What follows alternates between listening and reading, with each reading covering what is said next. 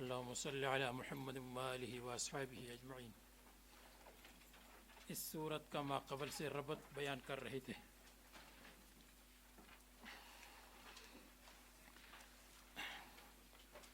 کچھ ربط بتا دیے تھے۔ ایک ربط، کتنے ربط ہو گئے تھے؟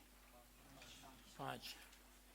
نمبر 6، ماقبل صورت میں وما اوتیتم من العلم الا قلیلا، آپ کو قلیل علم دیا گیا ہے۔ انسان اور مخلوق کا علم قلیل ہے، اللہ تبارک و تعالیٰ کی علم کی انتہا نہیں۔ آنے والی صورت میں یہی بیان ہوا۔ قل لو کان البحر مدادا لکلمات ربی لنفد البحر قبل ان تنفد کلمات ربی الی آخرہ۔ اللہ تبارک و تعالیٰ کی علم کی انتہا نہیں، انسان کا علم کچھ بھی نہیں۔ نمبر 7، ماقبل صورت میں اللہ تعالیٰ نے فرمایا وَلَقَدْ فَضَّلْنَا بَعْضَ النَّبِيِّينَ عَلَى بَعْضٍ، بعض انبیاء کو دوسروں پر فضیلت دی گئی، اللہ نے فضیلت دی ہے۔ آنے والی صورت میں اس کی ایک مثال دیکھو، تکوینیات کے علم میں اللہ تعالیٰ نے حضرت خضر علیہ السلام کو حضرت موسیٰ علیہ السلام پر فضیلت دی، اور تشریعیات میں، شرعی احکام میں اللہ تعالیٰ نے حضرت موسیٰ علیہ السلام کو حضرت خضر پر فضیلت دی۔ تو فضلنا کی ایک مثال آ گئی۔ نمبر 8، ماقبل صورت میں فرمایا فَإِذَا جَاءَ وَعْدُ الْآخِرَةِ جِئْنَا بِكُمْ لَفِيفًا، قیامت میں ہم تم کو جمع کریں گے، جِئْنَا بِكُمْ لَفِيفًا۔ آنے والی صورت میں بھی قیامت میں جمع کرنے کا ذکر ہے۔ فَجَمَعْنَاهُمْ جَمْعًا، یاجوج ماجوج اور دوسرے لوگوں کو ہم جمع کریں گے۔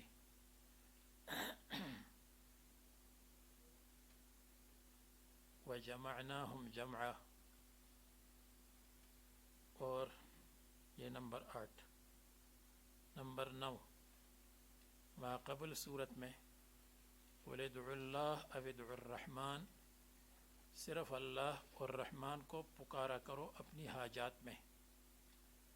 آنے والی صورت میں اس کی مثال اصحاب کہف نے کہا لن ندعو من دونه الہا لقد قلنا اذن شططا، اگر ہم نے غیر اللہ کو پکارا تو ہم بڑی زیادتی کر دیں گے۔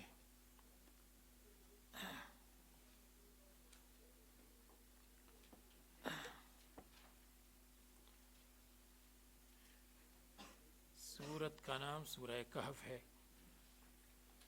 اس لیے کہ اس میں کہف کا ذکر ہے۔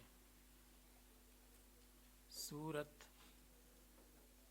کس کو کہتے ہیں؟ قطعۃ من القرآن لہا ابتداء و انتہاء، قرآن کریم کا ایک ٹکڑا جس کی ابتدا ہو بسم اللہ سے، جس کی انتہا ہو بسم اللہ سے پہلے، اس کو سورت کہتے ہیں۔ سورت کے معنی بقیہ، کچھ حصہ، یا سور البلد، اس کے معنی ہے شہر کا قلعہ جو شہر پر محیط ہو۔ سورت بھی محیط ہوتی ہے آیات پر، جیسے قلعہ محیط ہوتا ہے شہر پر، سور البلد۔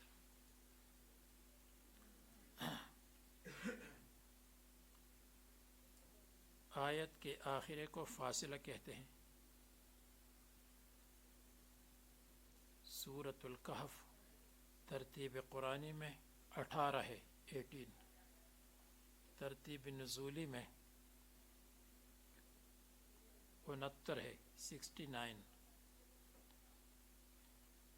اس کا نزول بعد الغاشیہ اور قبل النحل لکھا ہے۔ سورہ کہف مکی ہے۔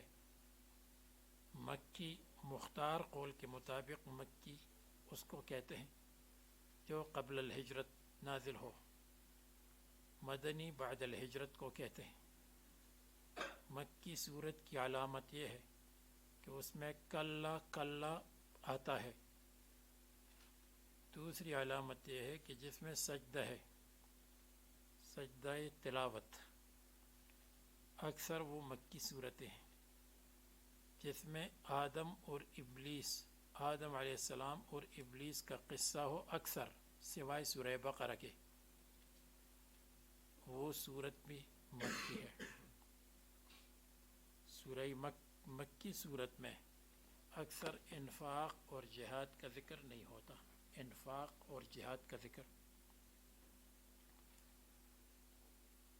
اسی طرح سورہ مکی میں ایھا الناس آتا ہے، یا ایھا الذین آمنوا کی جگہ ایھا الناس۔ اس میں عام طور پر توحید، رسالت، تخویف، بشارت کا ذکر۔ مکی صورتیں اکثر چھوٹی ہیں اور کبھی لمبی بھی ہوگی، جیسی یہ صورت ہے۔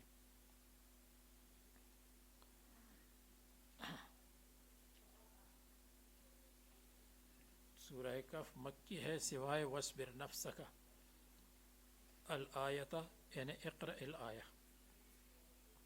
آیت آخر تک پڑھ لو۔ 110 آیات پر مشتمل ہے۔ آیت علامت کو کہتے ہیں اور مجموعہ کلمات، قرآن کریم کی کلمات کا مجموعہ جس کی انتہا اور آخر ہو اس کو آیت کہتے ہیں۔ یا 15 آیات ہے، 110 یا 115 آیات۔ بسم اللہ الرحمن الرحیم۔ رحمان واسع الرحمت کو کہتے ہیں، اور رحیم دائم الرحمت کو کہتے ہیں، جو ہمیشہ رحمت کرتا ہو۔ اسی طرح رحمان عام الرحمت کو کہتے ہیں، اور رحیم تام الرحمت کو کہتے ہیں، جس کی رحمت تام ہو۔ اسی طرح رحمان معطی النعم کو کہتے ہیں، رحیم دافع النقم کو کہتے ہیں۔ معطی النعم جو نعمت دے دے، دافع النقم جو مصیبتوں کو دفع کرے، وہ رحیم ہے۔ اسی طرح رحمان جو من یعطی من غیر سؤال، جو سوال کے بغیر دیتا ہو، وہ رحمان ہے۔ اور رحیم اس کو کہتے ہیں الذی یرضی بالسؤال، جو سوال سے خوش ہوتا ہو، اس کو رحیم کہتے ہیں۔ بہرحال یہ باتیں آپ نے پڑھی ہیں۔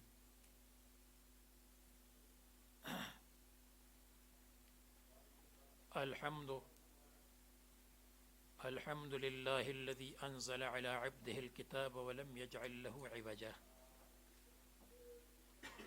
الحمد میں بہت سارا کلام ہے، مختصر یہ ہے، ایک حمد ہے، ایک مدح ہے۔ حمد کا ذکر آتا ہے، اس کی جگہ المدح نہیں آیا، اس وجہ سے کہ حمد مخصوص بالحی ہے، اور مدح حی اور میت دونوں میں استعمال ہوتا ہے۔ اس لیے اللہ تعالی حی القیوم ہے، اس کے لیے حمد کا ذکر آیا۔ نمبر 2، الحمد یکون من اعماق القلب، حمد دل کی گہرائی سے ہوتی ہے۔ والمدح قد یکون تکلفا، اور مدح کبھی زبردستی کسی کی تعریف کریں گے، اگرچہ دل میں گالیاں دیتا ہو اس کو، تو اس کو بھی مدح کہتے ہیں۔ اس لیے حمد آیا اور مدح نہیں۔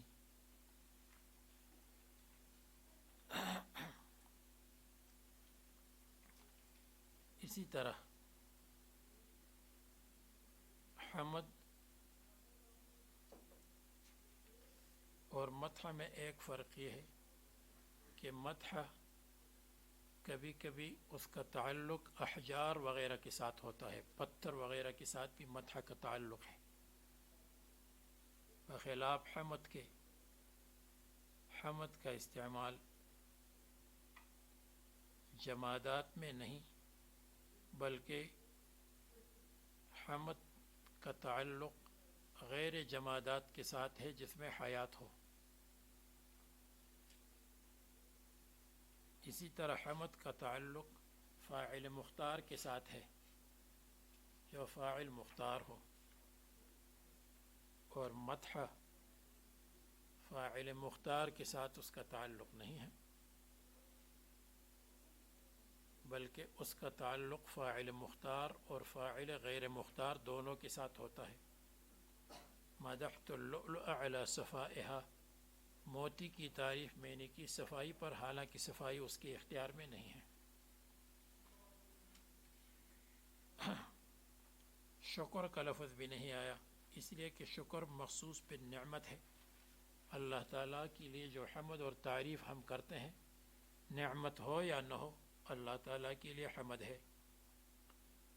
مصنف حمد کی تفسیر کرتے ہیں، والوصف بالجمیل، حمد کی تعریف، حمد کی تفسیر یہ کرتے ہیں۔ دیکھیے تفسیر کس کو کہتے ہیں؟ علم تفسیر۔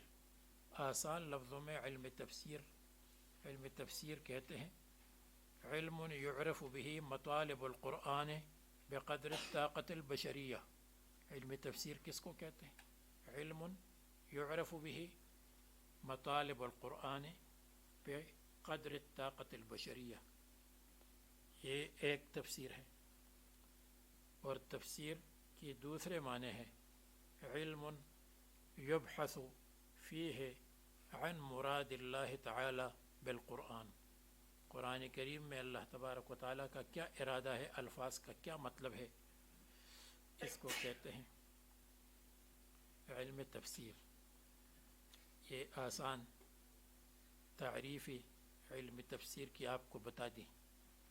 اگر آپ کو علم تفسیر کے مشکل تفسیر کا شوق ہے کہ علم تفسیر کی تعریف مشکل کیا ہے، آپ ظفر المحصلین کو دیکھیں تو آپ کو اتنی لمبی چوڑی تعریف مل جائے گی جو آپ کے ذہن میں نہیں بیٹھے گی۔ یہ آسان دو تفسیریں آپ کو بتا دی کہ علم تفسیر علم یعرف به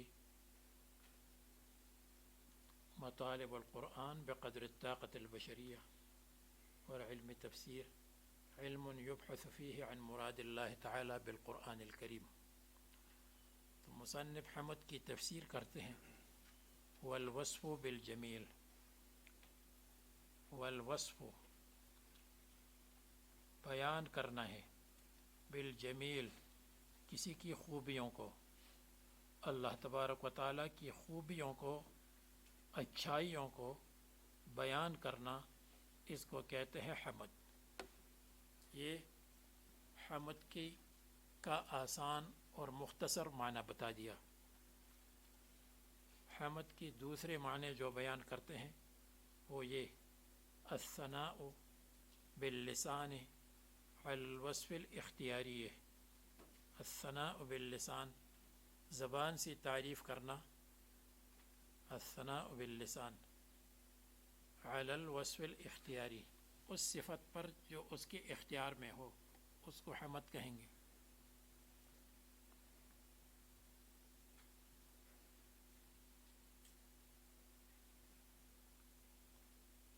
اور اگر تیسرا معنی آپ کو حمد کا آسان چاہیے، اظہار الصفات الکمالیہ یا اظہار صفات الکمال، صفات کمال کا ظاہر کرنا، اس کو حمد کہتے ہیں۔ بہرحال کسی کی خوبیوں کو گننا اور شمار کرنا حمد ہے۔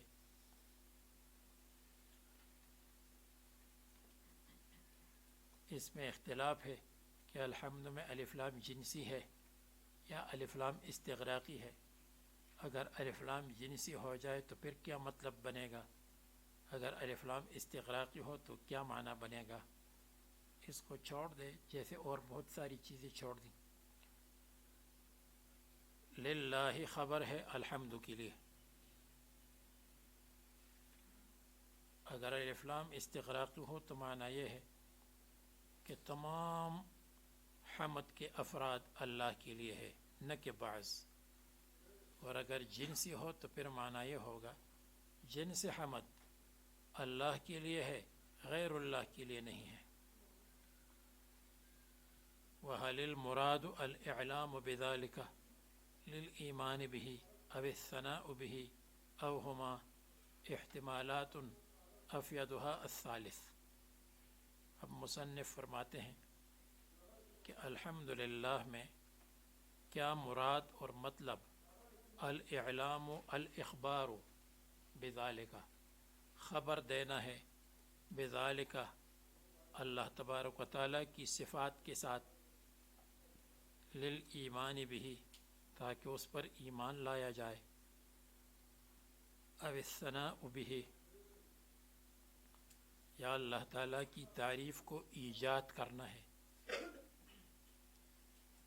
تعریف کرنا ہے بھی اس حمد کے ساتھ، او ہما یا دونوں ہے، احتمالات یہ تین احتمال ہیں، افیدها الثالث جن میں سب سے مفید ہے تیسرا احتمال. کیا مطلب؟ یعنی الحمدللہ میں تین احتمالات. ایک احتمال یہ ہے الاعلام بذالک کہ یہ جملہ خبریہ ہو، اخبار اور جملہ خبریہ ہو. دوسرا احتمال یہ ہے او الثناء به کہ یہ جملہ انشائیہ ہو، الثناء به کا مطلب جملہ انشائیہ. اور او ہما کا مطلب یہ ہے کہ جملہ خبریہ بھی ہو جو حقیقی معنی ہے الحمدللہ کے، اور جملہ انشائیہ بھی ہو جو مجازی معنی ہے، دونوں ہو. یہ تین احتمالات ہیں. اگر جملہ خبریہ ہو پھر مطلب یہ ہے کہ میں خبر دیتا ہوں، بیان کرتا ہوں کہ تمام تعریفیں اللہ تعالیٰ کے لیے ہیں. محمد صلی اللہ علیہ وسلم نے تعریف کی ہے وہ اللہ کے لیے ہے، حضرت عیسیٰ علیہ السلام نے تعریف کی ہے، ابراہیم علیہ السلام نے تعریف فرمائی ہے، آدم علیہ السلام سے لے کر محمد صلی اللہ علیہ وسلم تک جتنی تعریفات لوگوں نے کی ہے وہ سب اللہ کے لیے ہے. یہ جملہ خبریہ ہے.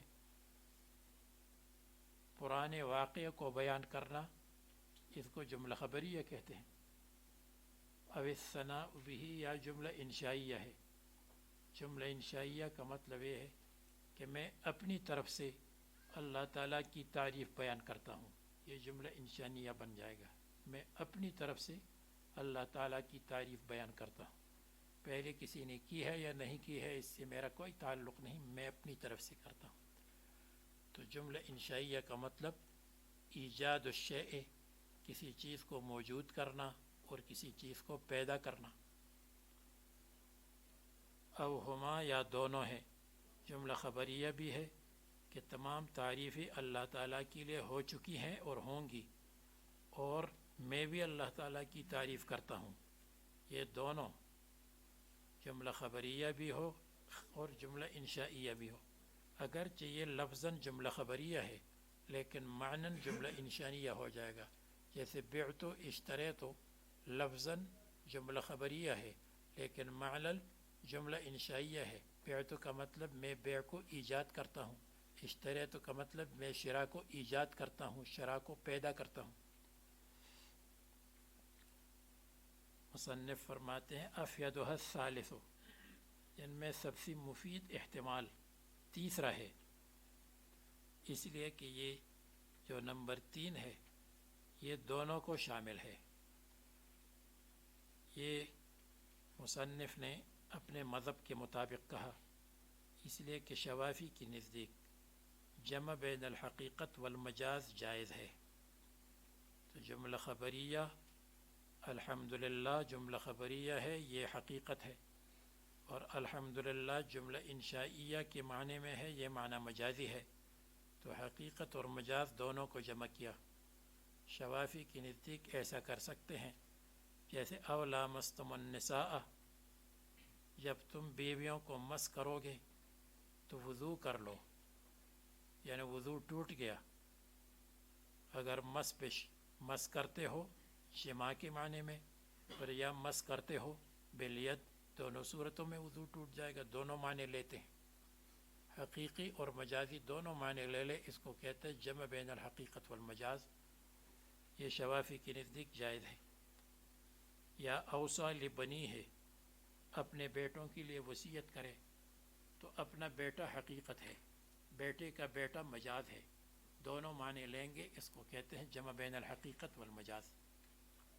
احناف کہتے ہیں کہ جمع بین الحقیقت والمجاز نہیں کر سکتے، دو وجہ سے۔ ایک تو اس وجہ سے کہ حقیقت اس کو کہتے ہیں کہ جس کے اندر قرینہ مانعہ موجود نہ ہو، جس میں غیر کا قرینہ موجود نہ ہو۔ مجاز اس کو کہتے ہیں جس میں معنی مجازی کا قرینہ موجود ہو۔ حقیقت اس کو کہتے ہیں جس میں معنی مجازی کا قرینہ نہ ہو۔ مجاز اس کو کہتے ہیں جس میں معنی مجازی کا قرینہ موجود ہو۔ تو ایسا نہیں ہو سکتا کہ معنی مجازی کا قرینہ نہ بھی ہے اور ہے بھی۔ مثلا اگر آپ کہتے ہیں رأیت اسدا، میں نے شیر دیکھا، شیر سے مراد کیا ہے؟ حقیقی معنی ہے، اس لیے کہ کوئی دلیل نہیں ہے جو معنی مجازی پر دال ہو۔ اور اگر آپ کہتے ہیں رأیت اسدا جالسا فی المکتب، میں نے مولانا سلیمان گانجی صاحب کو دیکھا، 500 نہیں زیادہ، یہاں اس کا ممنوع ہے۔ تو یہاں قرینہ ہے رأیت اسدا جالسا فی المکتب، اس لیے کہ وہ شیر مکتب میں نہیں بیٹھ سکتا۔ تو یہ نہیں ہو سکتا کہ دلیل معنی مجازی کی دلیل نہ بھی ہے اور ہے بھی، اس وجہ سے حقیقت اور مجاز جمع نہیں ہو سکتے، احناف کہتے ہیں۔ اور آپ نے اصول کی کتابوں میں پڑھا ہے کہ حقیقت اور مجاز کے جمع ہونے کی مثال ایسی ہے جیسے ایک لباس عاریتاً اور ملکن نہیں ہو سکتا، کہ ایک لباس ہے تو وہ مملوک بھی ہو اور وہی لباس عاریت بھی ہو۔ اسی طرح ایک معنی حقیقی اور مجازی دونوں نہیں ہو سکتے، جیسے ایک لباس عاریت اور ملک نہیں بن سکتا، اسی طرح ایک معنی حقیقی اور معنی مجازی ایک لفظ کے نہیں لے سکتے، الا یہ کہ معنی مجازی اس طرح لیا جائے جو معنی حقیقی کو شامل ہو، پھر جائز ہوگا۔ یعنی اگر آپ ایسا معنی مجازی لے جو حقیقت کو شامل ہو تو پھر حقیقت اس میں تبعاً آ جائے گی۔ جیسے آپ کہیں رأیت اسدا اور ذکر ہو اسد کا، مراد اس سے مجترئن، جری میں نے دیکھا، تو جری میں دونوں آ گئے، جری کے اندر حقیقت بھی آ گئی یعنی شعر، اور جری کے اندر دوسرا انسان بھی آ گیا۔ تو یہ جائز ہے کہ ایسا معنی مجازی لے جو عام ہو اور حقیقت کو شامل ہو۔ لکل فرعون موسیٰ، اس کی کیا معنی ہے؟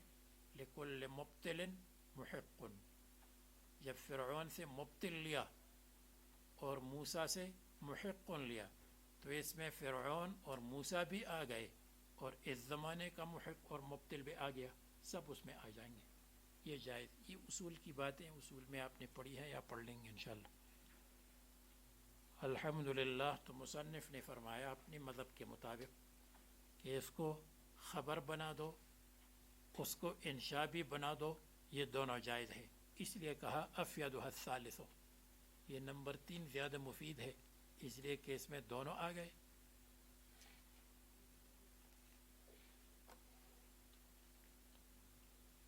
الذي انزل على عبده الكتاب،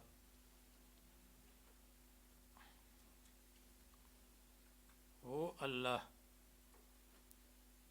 جس نے اتارا ہے اپنے بندے پر محمد صلی اللہ علیہ وسلم پر. الکتابہ قرآن کریم. رسول اللہ صلی اللہ علیہ وسلم کے لیے عبد کا لفظ استعمال ہوا اور ہوتا ہے اس لیے کہ انسان میں عبدیت کی صفت سب سے اعلیٰ صفت ہے. کہتے ہیں لا تدعنی الا بیا عبدیہ فإنہ اشرف اسمائیہ. تم مجھے مت کہو مگر یا عبدی کہو فإنہ اشرف اسمائیہ. یہ میرے ناموں میں سب سے اچھا نام ہے. عبدیت میں تواضع ہے، عبدیت کے اندر عاجزی ہے. انسان کے لیے یہی مناسب ہے. وَمِمَّا زَادَنِي شَرَفًا وَتَيْهًا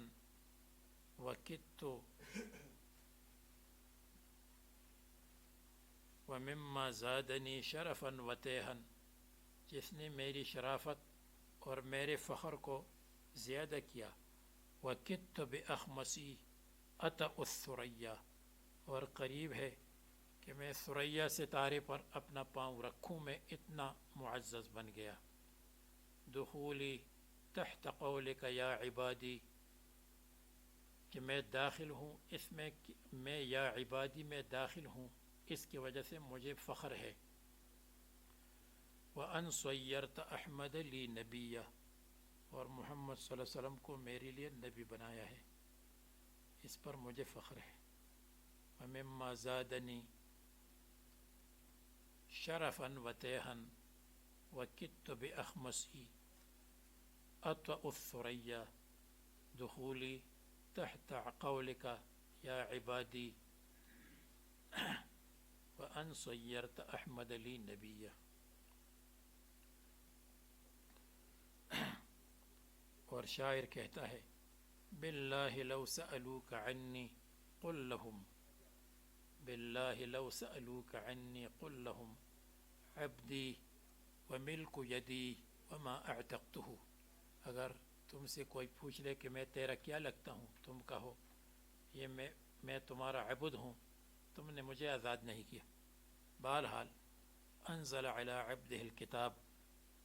جس نے اتارا اپنے بندے پر کتاب. کتاب اوپر سے آتی ہے، اور اوپر سے جو چیز آتی ہو نیچے والے پر تو نیچے والے کے لیے عبد ہی کا لفظ مناسب ہے. وَلَمْ يَجْعَلْ لَهُ عِوَجًا. اور اللہ تبارک و تعالی نے نہیں رکھا ہے، نہیں چھوڑا ہے، لہو اس قرآن کریم میں عوجاً ٹیڑھا پن. قرآن کریم میں کوئی ٹیڑھا ہونا نہیں ہے. لہو کا مطلب فی ہے. لم یجعل فی ہے، نہیں چھوڑا ہے، نہیں رکھا ہے. فی ہے قرآن کریم میں عوجاً ٹیڑھا ہونا. اگر کوئی کہے کہ جب یہاں لام فی کے معنی میں ہے تو لام کیوں آیا، وَلَمْ يَجْعَلْ فی ہے کیوں نہیں آیا، لہو کیوں آیا، خواہ مخواہ لام کیوں آیا جب مطلب فی ہے؟ اس کا جواب یہ ہے لام کے اندر تخصیص ہے، خاص قرآن کریم کے اندر ٹیڑھا پن نہیں ہے. باقی جتنی انسانوں کی لکھی ہوئی کتابیں ہیں اس کے اندر کچھ نہ کچھ ٹیڑھا ہونا ہوگا، اس میں کچھ نہ کچھ اختلاف ہوگا، اس میں کچھ نہ کچھ تناقض ہوگا. کہتے ہیں ایک عوج ہے ایک عوج ہے. عوج استعمال ہوتا ہے معانی میں، عوج استعمال ہوتا ہے محسوسات میں. مثلا معنی کے اندر عوج کا لفظ آئے گا، اور فی عصاہ عوج، اس کے عصا میں عوج ٹیڑھا پن ہے، وہاں عوج آئے گا، عوج نہیں.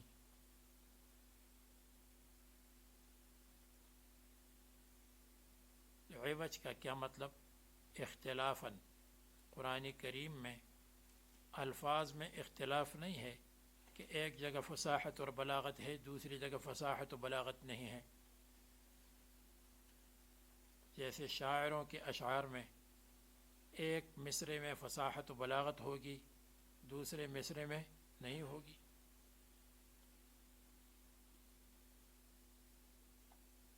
امرؤ القیس جو ملک الشعراء کہلاتا ہے،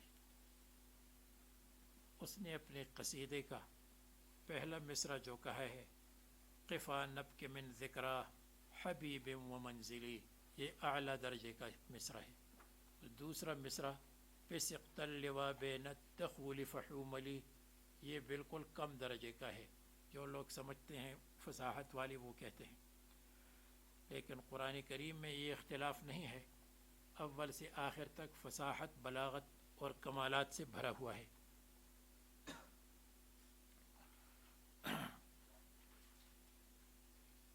اور اسی طرح تناقضاً، قرآن کریم کے معانی میں تناقض نہیں ہے۔ اسی طرح عوج کا یہ مطلب بھی ہے کہ میلاً عن الواقعی، واقعات میں اس میں قرآن کریم کے اندر میلان نہیں ہے کہ واقعہ کچھ ہو اور قرآن کریم کچھ بیان کرے، واقعہ کے خلاف بیان کرے۔ اگر آدمی کوئی پیشن گوئی کرتا ہے، پیشن گوئی کہ آئندہ سال یہ ہوگا، دوسرے سال یہ ہوگا، اس کی پیشن گوئی میں اختلاف اور مخالفت ہو سکتی ہے کہ جس طرح کہا ہے ویسے نہ ہو۔ قرآن کریم کی جو پیشن گوئی ہے آئندہ کے متعلق، قرآن کریم نے جو ماضی کی خبر دی ہے، مستقبل کی خبر دی ہے، اس میں بال کے برابر بھی فرق نہیں آتا۔ تو قرآن کریم میں عوج نہیں، میل نہیں واقعات میں سے کہ واقعہ کچھ ہو۔ سائنسدان کہتے ہیں اس سال بہت زیادہ بارشیں ہوں گی، اس سال بارش ہی نہیں ہوتی، کبھی کہتے ہیں اس سال کوئی بارش نہیں ہوگی، اس سال بہت زیادہ بارش ہو جاتی ہے۔ لیکن قرآن کریم نے جس واقعے کو، ماضی کا واقعہ ہو یا مستقبل کا واقعہ ہو، بیان کیا ہے، اس میں کسی قسم کا فرق اور کسی قسم کا اختلاف اور مخالفت نہیں ہو سکتی۔ وَلَوْ كَانَ مِنْ عِنْدِ غَيْرِ اللَّهِ لَوَجَدُوا فِيهِ اخْتِلَافًا كَثِيرًا، اگر قرآن کریم غیر اللہ کی طرف سے ہوتا تو اس میں بہت سارا اختلاف ہوتا، جیسے انسان کے کلام میں اختلاف ہوتا ہے، مستقبل کی خبر دیتا ہے اور وہ غلط نکلتی ہے۔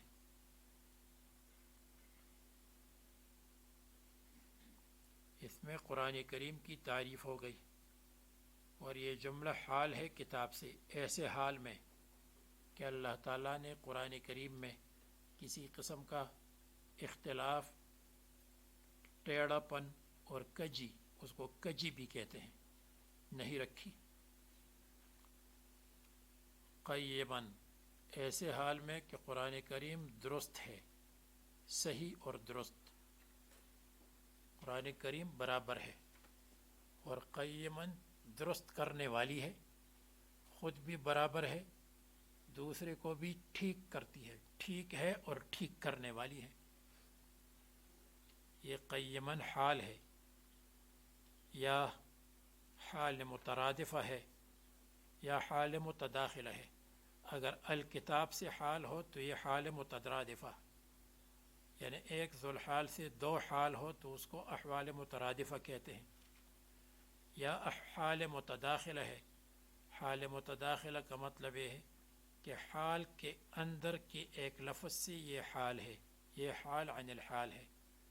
تو لم یجعل لہو عوجا میں لہو کی ضمیر اس سے قیماً حال ہے، اور لم یجعل لہو حال کا جز ہے،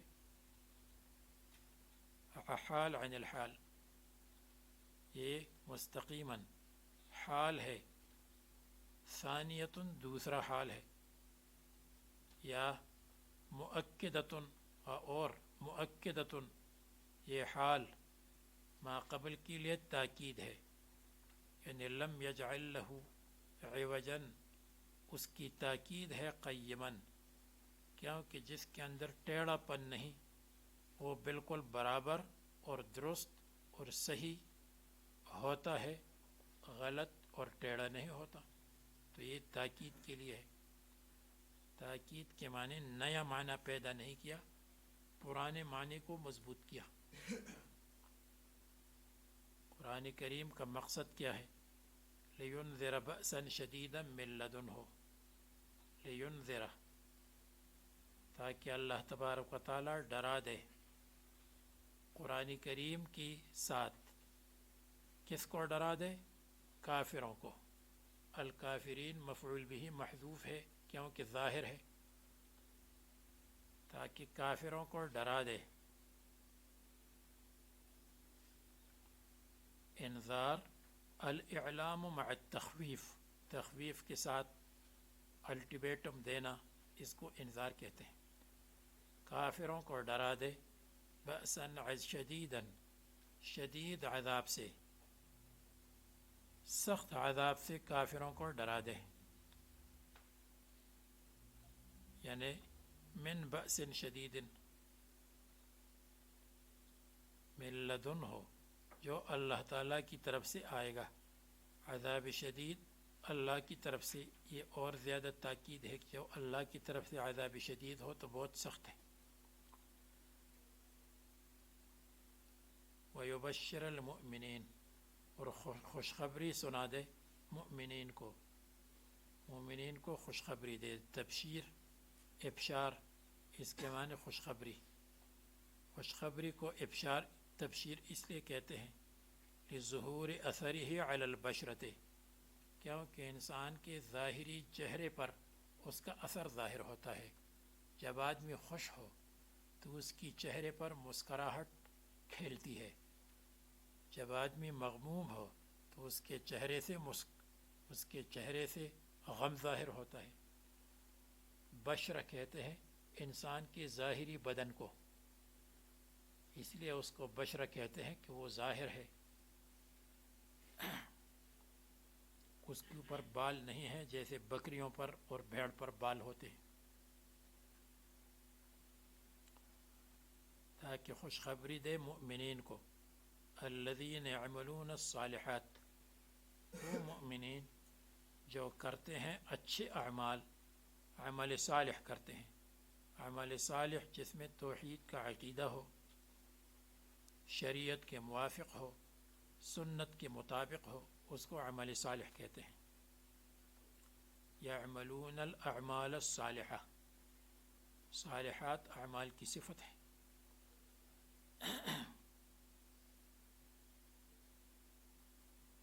ان کو کیا خوشخبری دیں؟ ان لہم، یعنی بان لہم، کہ ان کے لیے اجرا حسنا، خوبصورت اجر ہے۔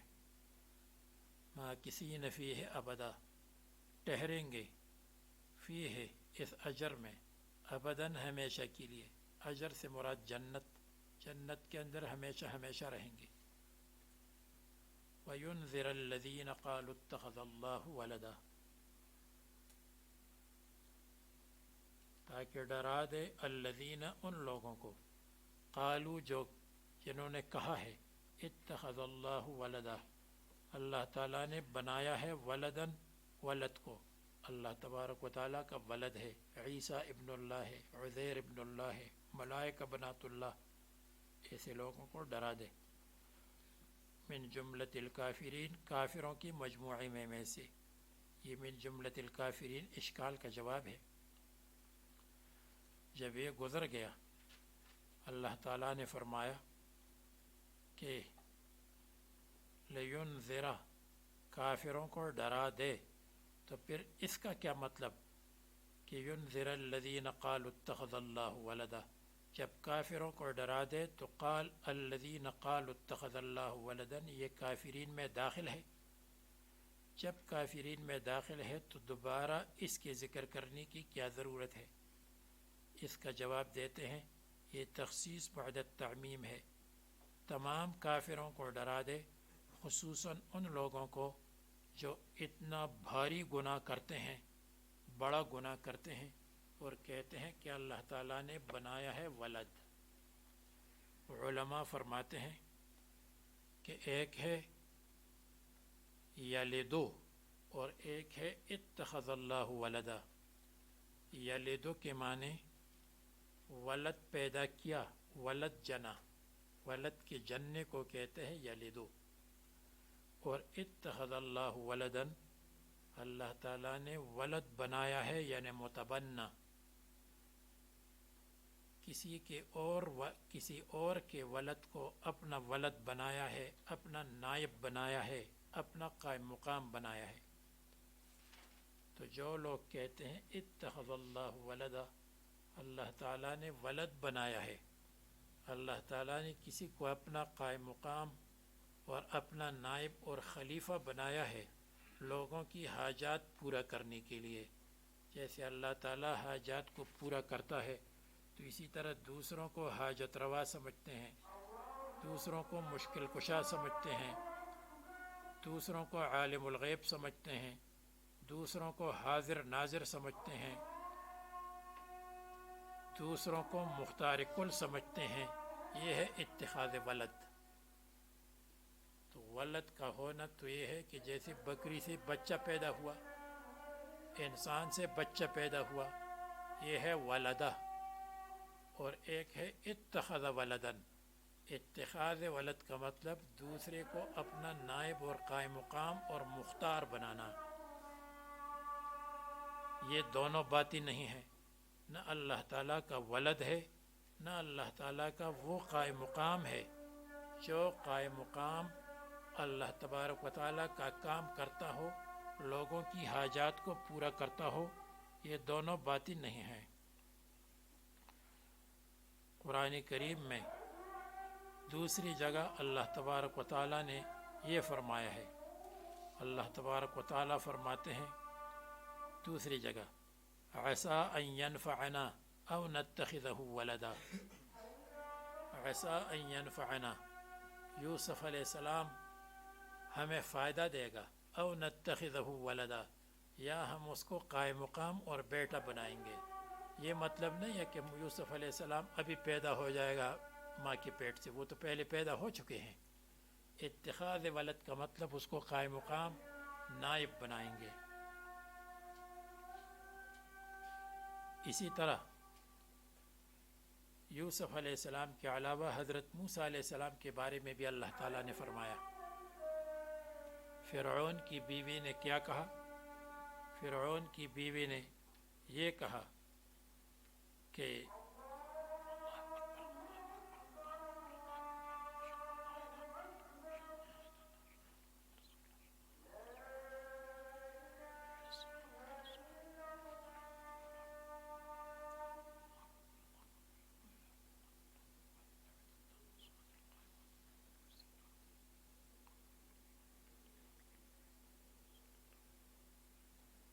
لا تقتلوہ، موسیٰ علیہ السلام کو قتل مت کرو، عسیٰ ان ینفعنا او نتخذہ ولدا، وہاں بھی یہ الفاظ آئے ہیں۔ اتخاذ ولد عام طور پر اس کو کہتے ہیں۔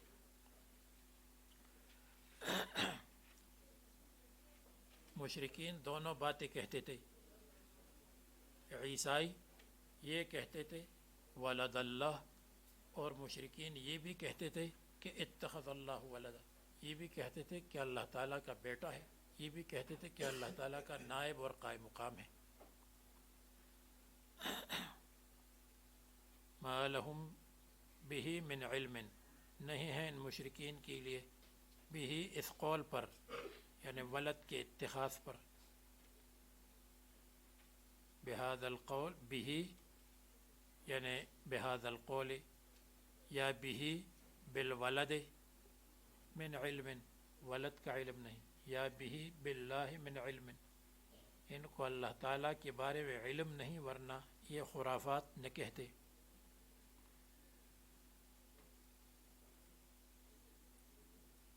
ولا لآبائہم، اور نے ان کے باپ دادا کو، من قبلہم، جو ان سے پہلے گزرے ہیں، القائلین لہو، جو اللہ تعالیٰ کے بارے میں کہتے تھے کہ اس کا ولد ہے۔ کبرت کلمۃ تخرج من افواہہم، کبرت بھاری ہے، کلمۃ یہ کلمہ، یہ بات، تخرج من افواہہم جو ان کی منہ سے نکلتی ہے، کبرت بھاری ہے۔ یہ کبرت اس کے اندر ضمیر مبہم ہے، اور کلمتاً اس کی تفسیر ہے۔ کبرت بہت بھاری ہے ایک چیز، کلمتاً بحیثیت کلمہ تخرج من افواہہم، یا کبرت کی ضمیر اس کا فاعل اتخذ اللہ ولدن ہے. کبرت یہ اتخذ اللہ ولدن کا جملہ بھاری ہے کلمتاً کلمہ کے اعتبار سے، تو کبرت کی ضمیر راجع ہے اتخذ اللہ ولدن. یہ دو توجیہ اور بھی توجیہات ہے.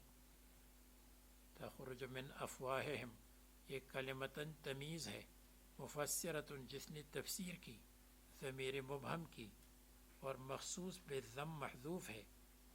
مخصوص بالضم محذوف ہے، یعنی کبرت کلمتاً مقالتہم المذکورۃ، بہت بھاری ہے یہ کلمہ، یعنی ان کا یہ مقالہ اور ان کا یہ جملہ، یہ بہت کبرت بئست کے معنی میں ہے، اور بئست فعل ذم ہے، اور فعل ذم کے لیے ایک فاعل ہوتا ہے اور ایک مخصوص بالضم ہوتا ہے. تو فاعل ضمیر مبہم ہے اور مخصوص بالضم مقالتہم المذکورہ ہے.